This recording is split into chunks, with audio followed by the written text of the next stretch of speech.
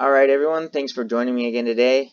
Today I'm going to cover the last part of my portfolio, Nash Exchange, at least the last thing worth even talking about. So these are my top 6, and this one is also one of a kind. I really love it, so let's jump right in. First I'm going to show you a video that they posted describing what their platform does in simplest forms. So wouldn't it be great if digital assets could power the world?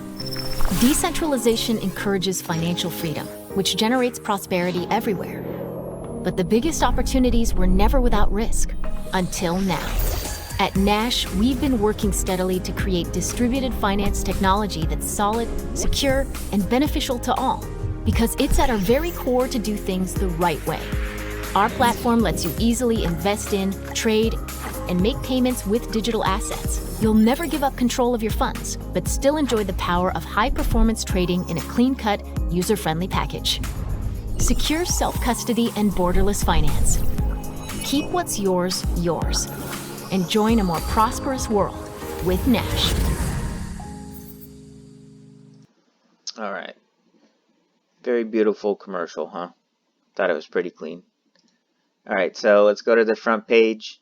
As they mentioned, they're just going to be an exchange, first and foremost, a decentralized exchange at that. They're going to have their mobile app, which is already out as well. And then on top of that, they're integrating this process called Nash Pay, which is just going to allow people to embed the platform into their store for instant digital asset payments with zero fees or cashbacks. So right now, I think when you go and pay with your credit card at stores, the credit card machine itself or whatever takes a 3% off of each transaction. So that's huge, right? This is innovative, and maybe not Nash or who knows, but the direction we're going is we're trying to get rid of those fees because we're making this more instant and seamless, and there doesn't need to be a middleman digging 3 pennies out of every single dollar or every transaction. So alright, let's move on to the next page. So I just want to cover, like I said before, there's not really much to talk about at this point, I guess. Their main thing that they're trying to do is be a fully non-custodial exchange. And the main point to know here is, let's say, Coinbase, for instance, you go onto their platform and you buy some Bitcoin. It gives you a notification that your Bitcoin will be available to you for withdrawal in probably 7 to 10 business days, right? So with that purchase, does it sound like you actually own the Bitcoin or anything? No, because you don't. All it is an IOU on every single exchange that isn't decentralized. Coinbase, Binance, all of them. You're purchasing and trading IOUs. It's not, you're not actually owning the asset. Nothing goes to you, anything like that. It's very similar to the stock market. You're just buying the idea that you own shares in Disney or Amazon. You don't actually own those. You're not holding it, are you? No. So this is making asset ownership a reality, decentralized exchange in general, and I think that this is the future of finance as we're going to see it continue to unfold. It might take 10 or so years to get to that point, but we're going to get there eventually. So they're trying to become fully non-custodial, and so you're going on to the exchange, you're actually buying that Bitcoin, and you're taking possession of it immediately, whereas you don't do that at any of the other ones. Moving on. So a theme you always see with the projects that I bring up as well is that they have funding. So the thing with Nash is, you can see right here, they have a couple different venture funds basically that have bought into them, and that's always important because how can you become a project or continue to develop if no one sees your vision and they don't want to give you money? But they have no issue there. Once again, one of the best companies to look at here is KR1 because they actually listed different things they've invested in. So let's go to their page and see what it is that they do. So as they say, KR1 is Europe's leading digital asset investment company, supporting early-stage, decentralized, and open-source blockchain projects. Founded in 2016, KR1 has been a notable first investor in many key projects that will power the decentralized platforms and protocols that form the emerging Web3 infrastructure. Cool. So who have they invested in? So as you can see here, they invested in 2016 in Augur, Ethereum, Golem, and Satoshi Pay. I don't know what Satoshi Pay is, so I'm not going to go into that. Augur and Golem have been very well-known projects in crypto since 2016, so I'm sure they've had success there. As they've mentioned, this includes partial and full exits. Ethereum being the most prominent investment of 2016. I just wanted to look at this list because we can, see where their head's at with their investments. So moving on to 2017, Bancor sticks out because this is another decentralized exchange type protocol. Cosmos, proof of stake crypto added to Coinbase. Funfair being like online gambling type smart contract platform, and OmiseGO. This one is huge here, just added to Coinbase as well, which is a plasma sidechain of Ethereum. Polkadot being another big name. Quantum, smart contract platform in China. You don't see Neo in here, which is kind of weird. I thought they might have liked Neo over Quantum, but anyway. 0x, another decentralized exchange. So you're starting to see a theme here. They like Bancor, Nash down here, 0x, all decentralized exchange. This is where they think the direction of finance is going. I think one that would be missing in that area then should be Kyber. But out of all the decentralized exchanges, I don't think that any compete with Nash, and I'm going to continue to explain why. One thing to note here, though, is you see that they invested in Elastos. It's good to see that, other people with money are actually thinking along the same lines as me. I think Elastos is going to be a huge project heading into the future. But yeah, we'll see with that one. All right, so let's get on to OmiseGO. This one stuck out to me, so I wanted to talk about it a little. Tether, just a couple days ago, Tether integrated with the Plasma sidechain OmiseGO. The point of this was to reduce the transaction load on the Ethereum blockchain. Let's move some of those Tether transactions over to OmiseGO. And that's what OmiseGO was designed to do. Be a scaling solution for Ethereum. So let's look at the OmiseGO website. Well, okay, just to clarify, OmiseGO, or Omise in general, is it's basically like the PayPal of Thailand. So they've been around for a while. They have a huge market share. And OmiseGO is basically their blockchain leg. So this is one to look out for as well. Just keep your eyes on that. But I just figured I would, just briefly cover it since it was on the list. All right, let's move on to the next one. All right, so important things to note here. As I mentioned, Nash is a decentralized exchange. What does that even mean, and why are they trying to do it? As I see here, centralized exchanges sacrifice security to achieve performance. And what that means is it's a centralized centralized network that they're operating on in order to provide that very fast exchange and efficient service. Nash is the one and only decentralized exchange that's able to offer that same kind of user experience in a decentralized manner. So if you go and try to use the 0x protocol or Switch.io, Bancor, or any of these, it's just clunky. It doesn't feel good. When you use Nash, it feels like a Coinbase trade.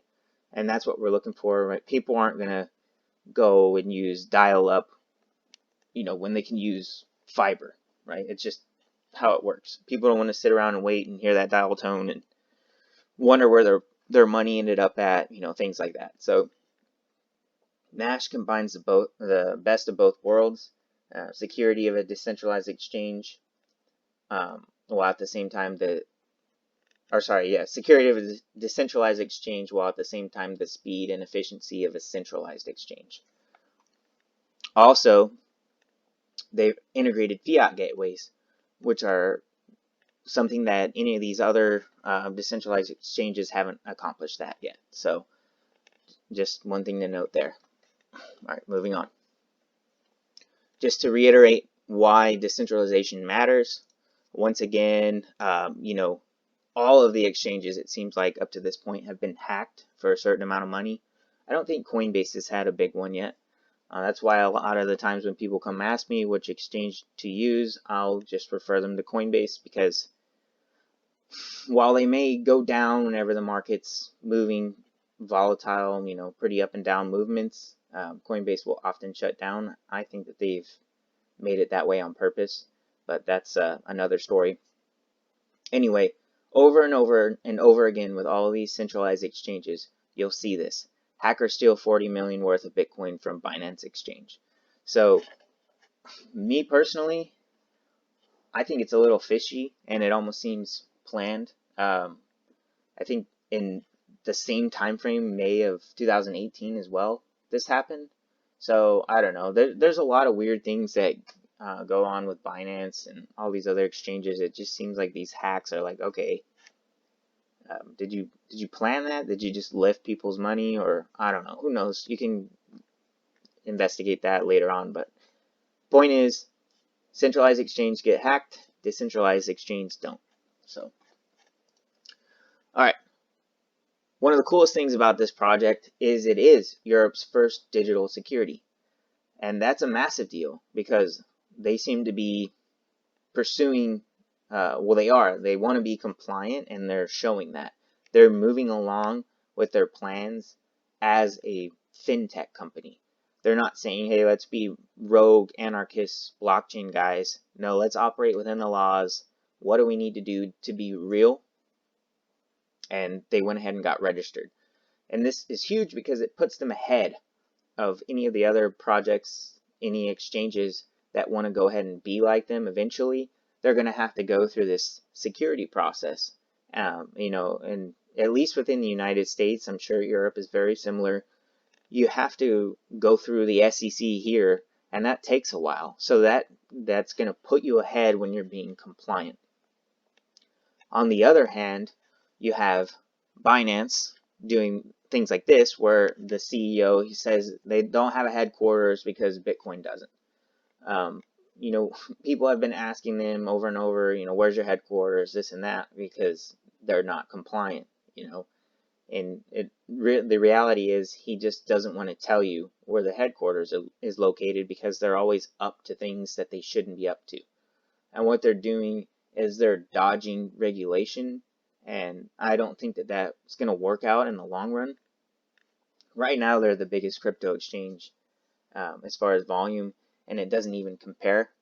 But I think a lot of that has to do with their shadiness and their odd dealings behind the scenes with Tether and everything like that. Tether I talked about a little bit earlier with OmiseGO.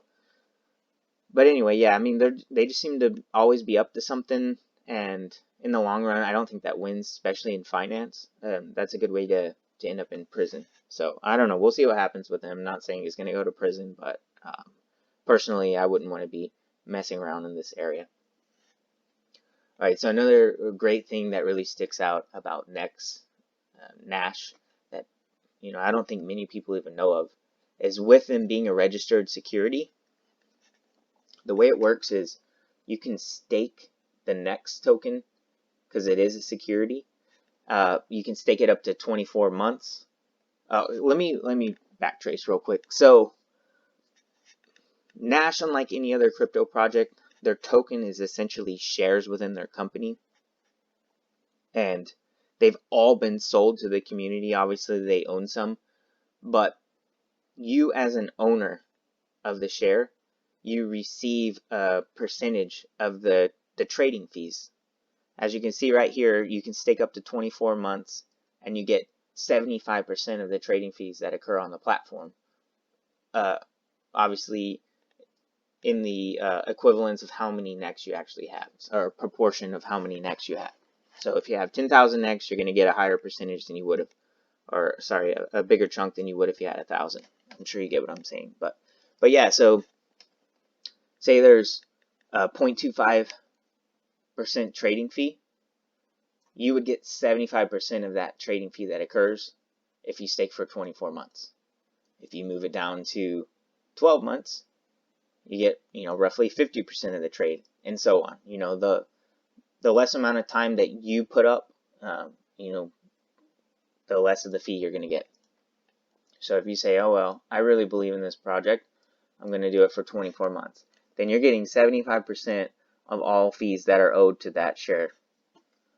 And this is why NEX is an awesome investment. Because if you look at that from the investment perspective, right now, 1,000 NEX is $1,000. They're roughly $1 a piece. So if we can start to accomplish Bitrex level trading fees, Bitrex level volume, we're going to get a dividend of $42 a month. If we start moving up the list, okay, Poloniex, $68, KuCoin, we're at 90, Kraken, okay, now we're really starting to talk. I invest $1,000 and I'm getting Kraken volume, then I get $263 a month in dividends. That's a big deal. This is getting huge. Now, if you get up to Coinbase level, now you're getting $434 in dividends. Binance, as I mentioned, they're shady right now. They can easily be dethroned. I think it's going to take time, maybe 5 to 10 years, but it can happen for sure, especially if you're providing that security layer while at the same time the speed, which is what Nash is trying to do. So yeah, this is totally possible. Maybe not now, but if Nash is successful, I think this is likely. Right? But if they're not successful, then you're going to zero. So I think you're somewhere up here in this ballpark, right? Somewhere in the thousands per month in dividends with this project being successful. Obviously, that's the only part of this project too that's speculation, is are people going to use the platform? Because they've already built it. They've went ahead and made themselves one of a kind. I'm not sure I mentioned already, but they're the only decentralized exchange that offers Bitcoin trading along with Ethereum and Neo tokens. So you can go on there and you can trade Bitcoin for Ethereum, for Neo, for Chainlink, for anything. And you go to any of these other decentralized exchanges, you can't do that. They don't have the Bitcoin in there. And obviously right now, Bitcoin's the center of crypto.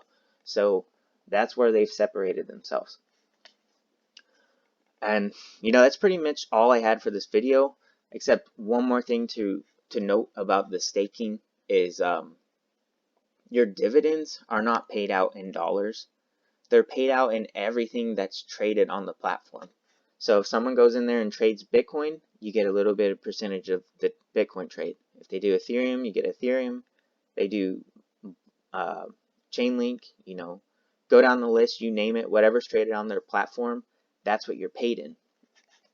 So the way I always explain this to people, it's like owning a portion of Fidelity or Charles Schwab and being paid a small percentage of every stock that's ever traded on that platform. I think that's very exciting, and in no way is there anything in crypto that's developed something like this. So like always, like I said, I look for one-of-a-kind projects, and this is for sure one of them.